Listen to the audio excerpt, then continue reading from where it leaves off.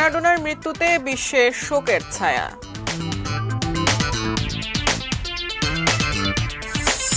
আবারও নিজেকে বিজয়ী দাবি ট্রাম্পের।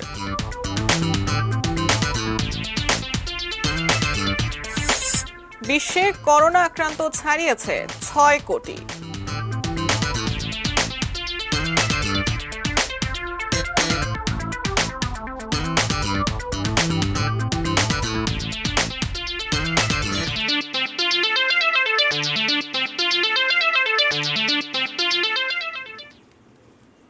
দেখছেন এটিএন নিউজ। দেশের বাইরের খবরাখবর নিয়ে আমাদের প্রতিদিনকার আয়োজন অ্যারাউন্ড দ্য ওয়ার্ল্ডে আপনাদের সাথে আছি আমি জাকিয়া জাবের। শুনছিলেন সংবাদ শিরোনামগুলো, এবারে জানাবো বিস্তারিত। শুরুতেই আর্জেন্টাইন ফুটবল ঈশ্বর ম্যারাডোনার খবর। কিংবদন্তি ফুটবলার ডিয়েগো ম্যারাডোনা আর নেই। হৃদরোগে আক্রান্ত হয়ে বুধবার বুয়েনস আইরেসে শেষ নিঃশ্বাস ত্যাগ করেছেন তিনি। তার বয়স হয়েছিল 60 বছর। বিশ্ব ইতিহাসে সর্বকালের সেরা ফুটবলার হিসেবে বিবেচিত ম্যারাডোনা। তার নেতৃত্বে 1986 সালে বিশ্বকাপ জেতে আর্জেন্টিনা। টুর্নামেন্ট জুড়ে তার জাদুকরী পারফরম্যান্স আজও ফুটবল প্রেমীদের কাছে জীবন্ত। ফুটবল ঈশ্বরের প্রয়াণে শোকে স্তব্ধ সারা বিশ্ব।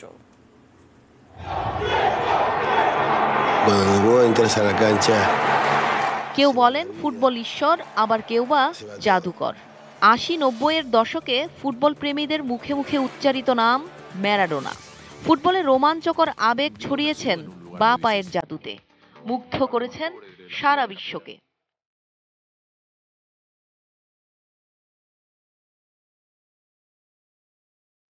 ফুটবল মহানায়ক চলে গেলেন মস্তিষ্কে রক্তক্ষরণজনিত জটিলতায়। গত মাসে বুয়েন্স আইরেসের হাসপাতালে অস্ত্রোপচারে সফলভাবেই মস্তিষ্কে জমাট বেঁধে থাকা রক্ত সরানো হয়েছিল। মাদকাসক্তি নিয়ে নানা জটিলতা থাকায় পুনর্বাসনের জন্য ডিয়েগোকে নেওয়া হয় একটি মাদকাসক্তি নিরাময় কেন্দ্রে।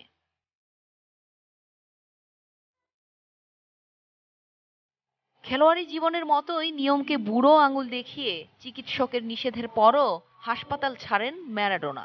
বুধবার নিজ বাসায় হঠাৎ হৃদযন্ত্রের ক্রীড়া বন্ধ হলে ফুটবল ঈশ্বরের জীবনের সমাপ্তি হয়। 1960 সালে বুয়েন্স আইরেসে জন্ম নেয়া ডিয়েগো আর্জেন্টিনোস জুনিয়রের হয়ে 16 বছর বয়সে পেশাদার ক্যারিয়ার শুরু করেন।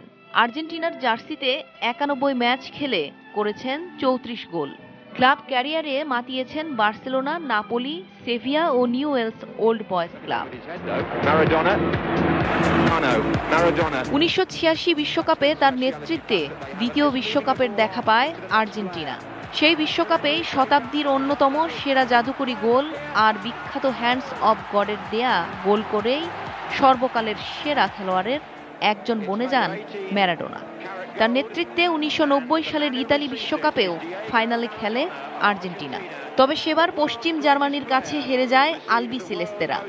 1994 সালের যুক্তরাষ্ট্র বিশ্বকাপে ড্রাগ টেস্টে পজিটিভ হওয়ায় ম্যারাডোনাকে নিষিদ্ধ করা হয়। 1997 সালে নিজের 37তম জন্মদিনে পেশাদারি ফুটবল থেকে অবসর নেন ম্যারাডোনা।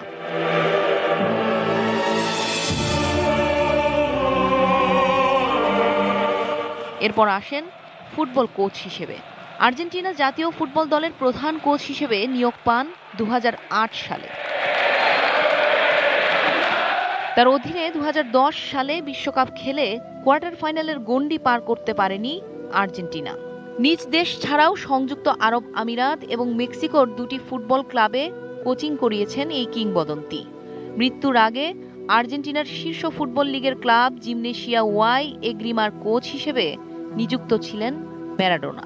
হয়তো এসব পর্ব শেষ হলো, কিন্তু ফুটবল জগতে ম্যারাডোনা অধ্যায় শেষ হবার না। Zenia Chisim, sports desk, ATN news. ফিরছি অন্যান্য প্রসঙ্গে।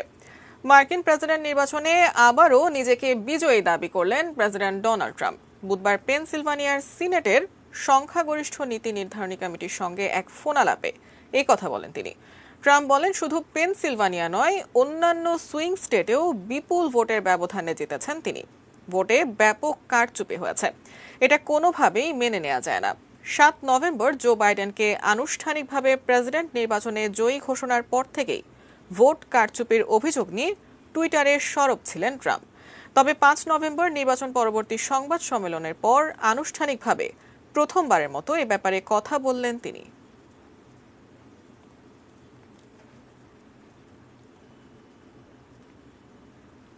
এদিকে সাবেক নিরাপত্তা উপদেষ্টা মাইকেল ফ্লিনকে ক্ষমা করে দিয়েছেন মার্কিন প্রেসিডেন্ট ডোনাল্ড ট্রাম্প। এই প্রসঙ্গে ট্রাম্প বলেন, ফ্লিনকে ক্ষমা করতে পেরে সম্মানিত বোধ করছেন তিনি।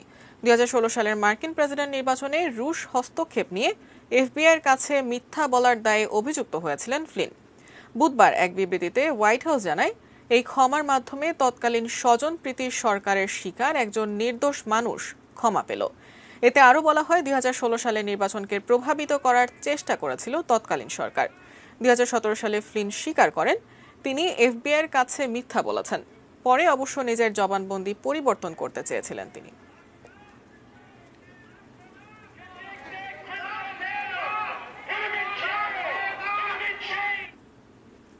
নবনির্বাচিত মার্কিন প্রেসিডেন্ট জো বাইডেন বলেছেন, যুক্তরাষ্ট্র করোনার বিরুদ্ধে যুদ্ধে লিপ্ত, একে অপরের সঙ্গে নয়। সকলকে বিভাজন ও বিভেদ ভুলে একসঙ্গে মহামারীর বিরুদ্ধে লড়াই করতে হবে। থ্যাঙ্কস গিভিং ডে উপলক্ষে দেয়া বক্তব্যে এসব কথা বলেন তিনি। জো বাইডেন বলেছেন, ভাইরাসের বিরুদ্ধে যুদ্ধে মার্কিনীদের মেরুদণ্ড শক্ত রাখতে হবে, আমাদের প্রচেষ্টাগুলোতে দ্বিগুণ করতে হবে। এই ভাইরাস আমাদের ব্যথিত করছে, প্রাণ কেড়ে নিচ্ছে, হতাশা বাড়িয়ে দিচ্ছে। তিনি বিশ্বাস করেন, যুক্তরাষ্ট্রের জনগণ সব সময় প্রেসিডেন্টের কাছ থেকে সত্যটা শুনতে চান। সত্যটা হলো, আমাদেরকে এই ভাইরাসের সংক্রমণ রুখতে হবে। করোনার বিরুদ্ধে লড়াইয়ের ক্ষেত্রে আমরা আমাদের ডাক্তার, নার্স ও প্রথম সারির মেডিকেল কর্মীদের কাছে ঋণী। আমরা আমাদের দেশবাসী ও নাগরিকদের কাছে ঋণী। এ সময় সকলকে এবছরের থ্যাঙ্কস গিভিং ডে সংক্ষিপ্ত আকারে পালন করার আহ্বান জানান বাইডেন। নিজেও এবার তার স্ত্রী জিল, কন্যা ও নাতি নাতনিদের সঙ্গে এই দিনটি উদযাপন করবেন বলে জানান জো বাইডেন। ট্রাম্পের শাসনামলের আগে যুক্তরাষ্ট্র ও ইরানের সম্পর্ক যে অবস্থায় ছিল সে অবস্থায় আবারও ফিরে যাওয়া সম্ভব বলে মন্তব্য করেছেন ইরানের প্রেসিডেন্ট হাসান রুহানি। বুধবার মন্ত্রিসভার এক বৈঠকে এই মন্তব্য করেন ইরানের প্রেসিডেন্ট। রুহানি বলেন, যদি জো বাইডেনের প্রশাসন চায় তাহলে ইরান যুক্তরাষ্ট্র সম্পর্ক অন্যরকম অবস্থায় নিয়ে যাওয়া সম্ভব। আবারও 2017 সালের 20 জুন স্বাক্ষরিত পরমাণু চুক্তিতেও ফিরে যাওয়া সম্ভব। এতে করে সম্পূর্ণভাবে বদলে যাবে পরিস্থিতি। তবে ইরানের সঙ্গে সম্পর্ক স্বাভাবিক করার আগে বাইডেন প্রশাসনকে অবশ্যই ইরান ইস্যুতে ট্রাম্পের নীতির সমালোচনা করতে হবে। এ সময় ইরানের প্রতি যুক্তরাষ্ট্রের বর্তমান নীতিকে মানবতা বিরোধী ও সন্ত্রাসী বলে উল্লেখ করেন রুহানি।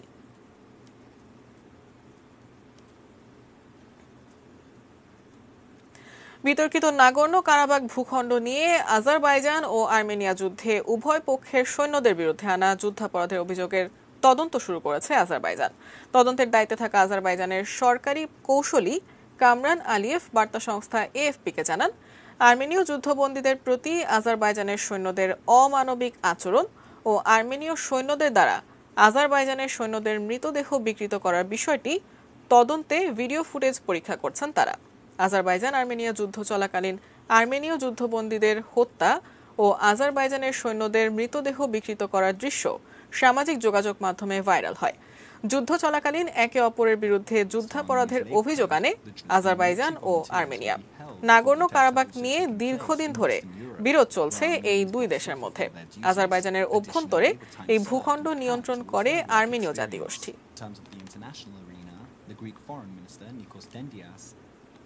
করোনা প্রসঙ্গ। প্রাণঘাতী করোনা ভাইরাসে আক্রান্তের সংখ্যা 6 কোটি ছাড়িয়েছে। বিশ্বে মোট আক্রান্তের সংখ্যা 6,87,826। প্রাণ হারিয়েছেন 14,27,000-এর বেশি মানুষ। যুক্তরাষ্ট্রেও মৃতের সংখ্যা কমছে না। দেশটিতে গত 24 ঘন্টায় 4 মাসের মধ্যে সর্বোচ্চ 2,304 জনের মৃত্যু হয়েছে। এ নিয়ে দেশটিতে প্রাণহানি হল 2,68,262 জনের। একদিনে যুক্তরাষ্ট্রে আক্রান্ত হয়েছেন 1,81,124 মানুষ। এ পর্যন্ত 1,31,38,000-এর বেশি আক্রান্ত হয়েছেন। প্রতিবেশী ভারতে নতুন করে 518 জন সহ 1,35,000-এর বেশি মৃত্যু হয়েছে। নতুন করে 44,000 আক্রান্ত সহ এই সংখ্যা এখন 92,66,000-এর বেশি। ব্রাজিলে নতুন করে 620 জন সহ 1,70,000-এর বেশি মানুষ প্রাণ হারিয়েছেন। ইউরোপের মধ্যে ফ্রান্সে 318 জনের মৃত্যু ও অর্ধলক্ষাধিক আক্রান্ত হয়েছেন। তারপরও চলতি সপ্তাহের শেষে কঠোর লকডাউন শিথিল করতে যাচ্ছে দেশটি। পারিবারিক পরিসরে বড়দিনের উৎসব করা যাবে, তবে বার এবং রেস্টুরেন্ট আগামী 20 জানুয়ারি পর্যন্ত বন্ধ থাকবে। আগামী 3 ডিসেম্বর ব্রিটেনে লকডাউন শেষ হলে 3 ধাপে স্বাস্থ্যবিধি প্রণয়ন করা হবে। ছোট্ট একটি বিরতি নিচ্ছে এ পর্যায়ে, এরপর আরও যা থাকছে।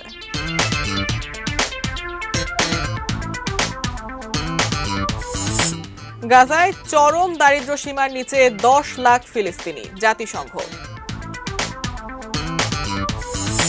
নোবেল শান্তি পুরস্কারে মনোনয়ন পেলেন নেতানিয়াহু।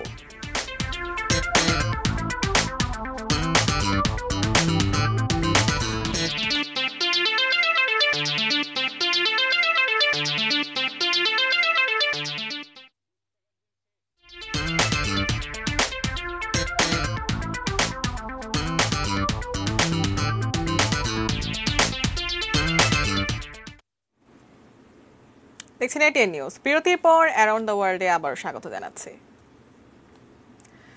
ঘূর্ণিঝড় নিভার ভারতীয় উপকূলে আছড়ে পড়ার পর দুর্বল হয়ে পড়েছে।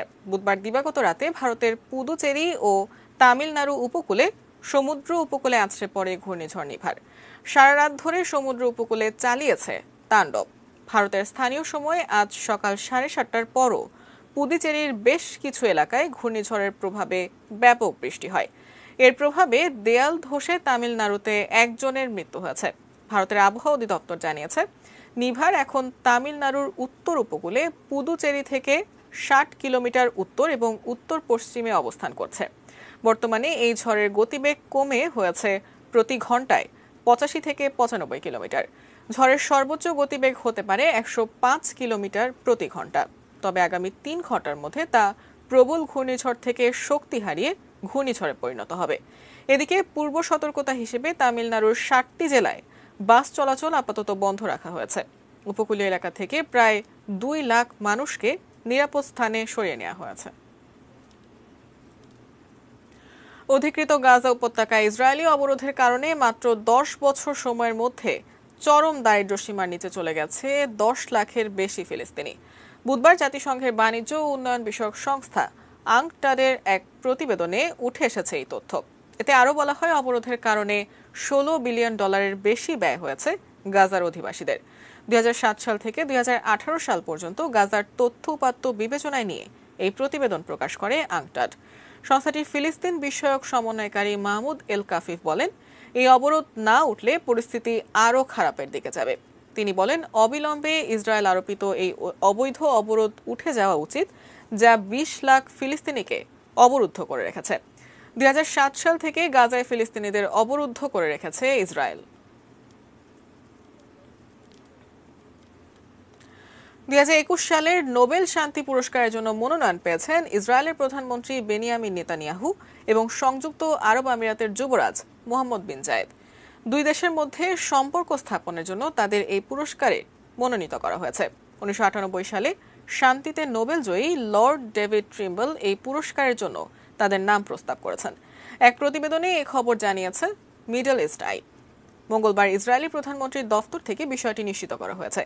ইসরায়েলি প্রধানমন্ত্রীর দফতরের এক বিবৃতিতে বলা হয়েছে, শান্তিতে নোবেলজয়ী লর্ড ডেভিড ট্রিম্বল প্রধানমন্ত্রী বেনিয়ামিন নেতানিয়াহু এবং আবুধাবির যুবরাজ শেখ মোহাম্মদ বিন জায়েদ আল নাহিয়ানকে শান্তিতে নোবেলের জন্য মনোনীত করেছেন। 2021 সালের অক্টোবরে অসলোতে আনুষ্ঠানিকভাবে এই পুরস্কার ঘোষণার কথা রয়েছে। মার্কিন প্রেসিডেন্ট ডোনাল্ড ট্রাম্পের মধ্যস্থতায় 2020 সালের সেপ্টেম্বরে ইসরায়েলের সঙ্গে সম্পর্ক স্থাপন করে সংযুক্ত আরব আমিরাত। ওই চুক্তির পর আবুধাবির হোটেলগুলোতে বাধ্যতামূলকভাবে ইহুদি খাবার রাখার নির্দেশ দেয় কর্তৃপক্ষ। ইসরায়েলের নাম উল্লেখ না করে আমিরাতে ব্যবসায়ের ক্ষেত্রে বিদেশিদের শতভাগ মালিকানার বিধান করে কর্তৃপক্ষ। এই ছিল এখনকার মতো অ্যারাউন্ড দ্য ওয়ার্ল্ড। সঙ্গে থাকার জন্য ধন্যবাদ।